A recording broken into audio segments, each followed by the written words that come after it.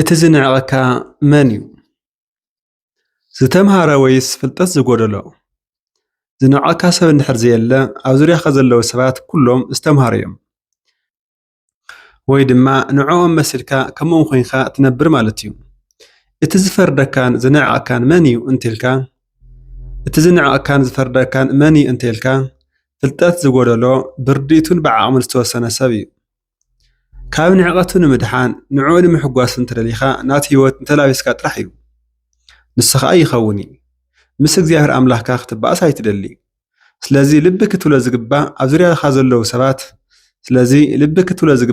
ዙርያኻ ዘለዉ ሰባት ርዲእቶም ብዙሕ ስካዕ ዝኾነ ንምንታይ ናይ ክብሪ ገጽ ኢና ይትበል። ሰባት ብዝኸልኡኻ ናይ ክብሪ ገጽ ዓርስኻ እንድሕር ትጎድቕ ኣብቶም ሰባት ዘለካ ግምት ዝለዓለ እዩ። ካብ ምእራምን ንህይወትካ ካብ ምሕዛንን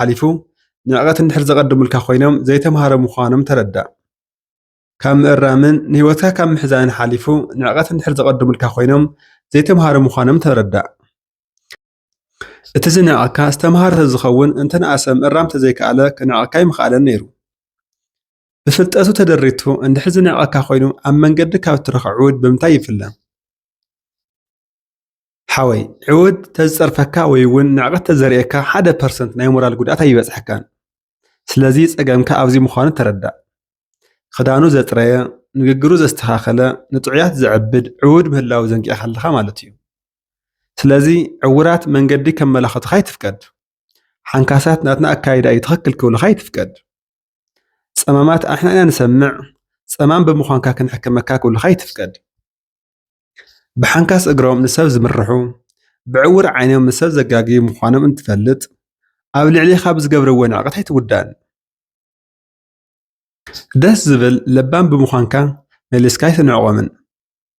ክብሪ ዝግብኦ ምኽባር ግዴታኻ እዩ። ክብሪ